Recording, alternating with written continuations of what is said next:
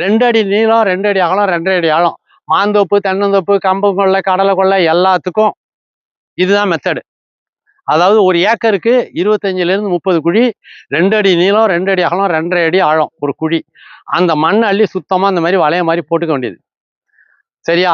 இது வந்து புரட்டாசி மாசம் மூடிடணும் குழியை. இப்ப ஐப்பசி துவங்கிட்டு, அதனால மூடியாச்சு. தோட்டம் பூரா பாருங்க மூடிட்டாங்க. இது நீங்க வருவீங்கிறதுக்காக இப்ப இன்னைக்கு காலையில திறந்து வச்சிருக்கோம் காட்டுறதுக்காக. இந்த மாதிரி வளைய மாதிரி போட்டு இது வந்து எப்பவும் புரட்டாசி மாசம் மூடணும். எப்ப திறக்கணும்னா திருப்பி தை மாசம் திறக்கணும். மார்கழி தையில திறந்தணும். அடுத்த புரட்டாசி வரைக்கும் இந்த குழி இருக்கணும். வெளியில மழை பெஞ்சா இந்த வளையத்தை தாண்டி உள்ள போகாது தண்ணி. ஏன்னா இந்த குழி இரவும் பகலும் வெயில் வெளியேறிக்கிட்டே இருக்கணும். தவறி மழை பெய்யுது, அப்ப எப்பாச்சும் ஒரு தடவை இந்த குழியை சுத்தம் பண்ணி விடணும். கொஞ்சம் இடிச்சுக்கிட்டு விழுந்துன்னா மீண்டும் இந்த கொத்தனார் இந்த காரை பேர்ந்து விழுந்துன்னா பூசுற மாதிரி எடுத்து அதை அப்படியே திருப்பியும் 2 அடி நீளம் 2 அடி அகலம் 2.5 அடி உள்ள குழியா மாற்றணும். இதை ஏன் உருண்டை வடிவமா குழியா போடக்கூடாதுன்னா அவ்வளவு வேகமா வெப்பம் வெளியேறாது. வெப்பம் மட்டும் வெளியேறணும், குளிர்ச்சி உள்ளே இறங்கணும். இந்த மாதிரி பண்ணாதான் வெப்பம் மட்டும் வெளியேறும், குளிர்ச்சி உள்ளே இறங்கும். நம்ம பைப் லைன் போடுறோம், தண்ணி பைப்லாம் உருளை வடிவமா வச்சிருக்கோம். சதுர வடிவமா போட்டா என்ன ஆகும் சொல்லுங்க? போர்ஸா வராதுன்னு என்ன அர்த்தம்? வேகமா வராது. வேகம்னா என்ன? அழுத்தம். அழுத்தங்கிறது வந்து இது வெப்பத்தை சார்ந்ததா நீரை சார்ந்ததா? வெப்பத்தை சார்ந்தது. அழுத்தங்கிறது வெப்பத்தை சார்ந்தது. இதுல வந்து அழுத்தம் வந்து இருக்கக்கூடாது. மெதுவா வெப்பம் வெளியேறினாதான் குளிர்ச்சி உள்ள இறங்கும். ரைட்டா? தண்ணியவும் சேர்த்து ஆவியாக்கிட்டு வெப்பம் போயிட்டுனா என்ன பண்ணுவீங்க? அதுதான் நீராவி, அழுத்தம் மிகுந்த நீராவிங்கிறோம். அப்ப மெதுவா வெப்பம் வெளியேறிக்கிட்டே இருக்கணும், குளிர்ச்சி உள்ள இறங்கணும். வெப்பம் சுலோவா வெப்பம் மட்டும் போகணும் பிரிஞ்சு. அது மாதிரி வெப்பம் மட்டும் பிரிஞ்சு குளிர்ச்சியை உள்வாங்கிற அமைப்பு இந்த வெப்பாத்தி குழி. வெப்ப ஆத்தி குழின்னு பேர். இது பசியாறுதல்னா என்ன சொல்றோம்? பசியை குறைக்கிறதுன்னு அர்த்தம், பசியை கொள்றது இல்லை. அது மாதிரி இது வெப்பத்தை ஆத்துறது வெப்பாத்தி குழி. இந்த மாதிரி இது மாதிரி ஒரு ஏக்கருக்கு 25லேருந்து 30 குழி தேவை. காய் எந்த இதா இருந்தாலும் சரியா? இப்ப காய் இது புஞ்சை கட்டமைப்பு. இது ஆண்டு புற பெய்யுற தண்ணி எல்லாம் குடிச்சிரும். ஏன்னா இந்த குழி தோன்றதுனால இந்த குழியை சுத்தி காயும். இதை மார்கழி மாசம் திறந்துட்டு அடுத்த புரட்டாசி மாசம் மூடுறோம்னா எவ்வளவு கோடை இருக்கும், எவ்வளவு வெயில் இருக்கும். இப்ப இந்த குழி தோன்ற உடனே குழி ஓரமா காஞ்சிரும் தானே? குழி தோண்டலைன்னா காயுமா? உள்ள புழுக்கமா தான் இருக்கும். குழி தோன்ற உடனே காஞ்சிரும். இது மார்கழி மாசம் தோன்றினா அடுத்த தை மாசம் எவ்வளவு தூரம் காயும்?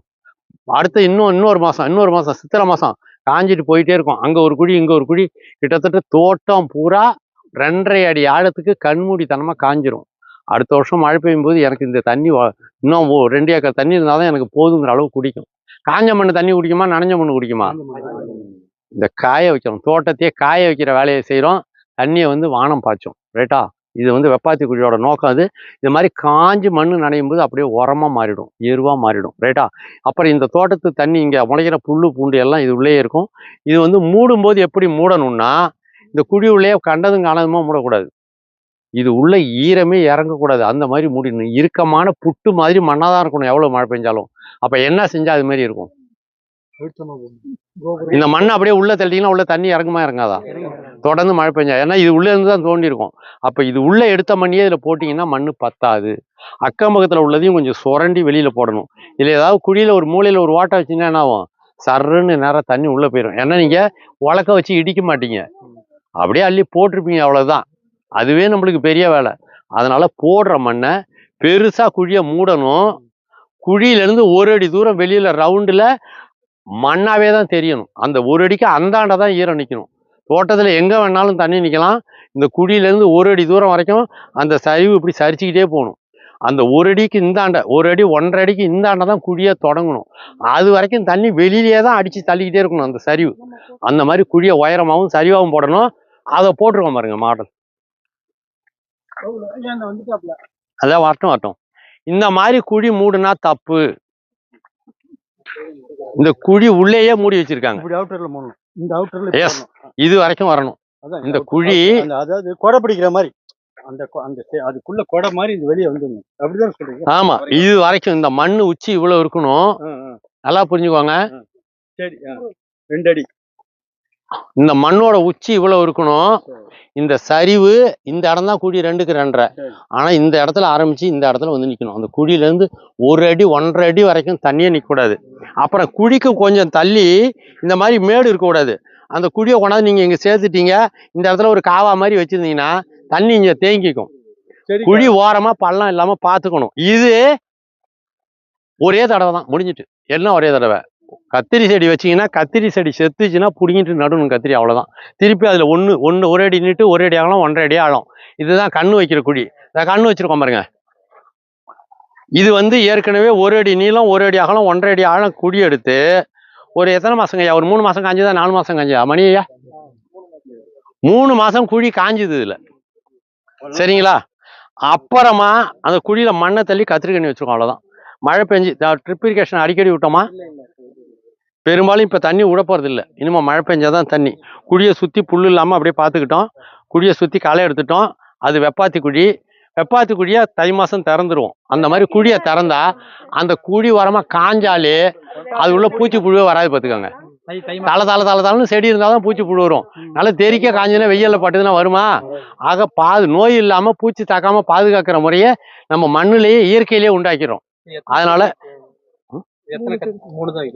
3 போதும். ஏன்னா சமயத்துல 2 செத்து விட்டுனா அப்புறம் என்ன பண்றது? அதுக்காக ஒரு 3 கண்ணு. ஏன்னா இதுக்கு அடுத்தது 10 அடி தூரத்துல தான் அடுத்த கண்ணு பாருங்க. அவருங்க ஒரு கண்ணுக்கு இன்னொரு கண்ணுக்கு இடையில 10 அடி தூரம். வேற செடி எங்க வைப்போம்? அது வச்சு அதுக்கு தண்ணி விடணும், அதுக்கு குழி எடுக்கணும். இதே மாதிரி பண்ணணும். முதல்ல நீங்க கத்தரி எது வச்சாலும் கத்தரி, வெண்டை, கொத்தவரை, தக்காளி எல்லாமே தான் 3 செடி இது மாதிரி வச்சிடலாம். இந்த குழி மூடும்போது மறுபடியும் கவனிங்க.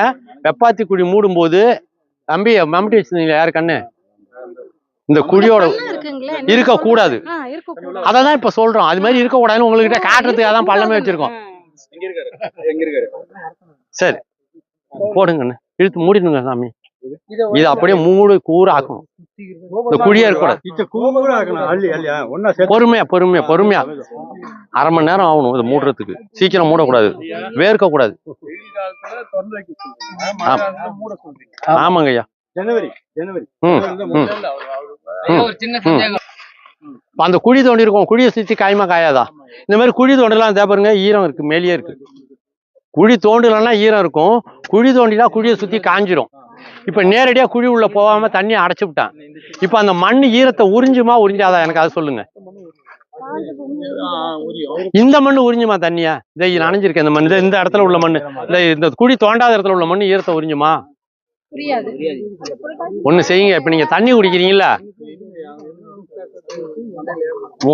அதான் இந்த தோட்டம். அதுக்குதான் சொல்றேன். இப்ப நீங்க சாப்பிடுறீங்க, தண்ணி குடிக்கிறீங்க, உங்க உடம்பு தண்ணியை நேரா அடிச்சுதா எப்படி அடிக்கும் சொல்லுங்க?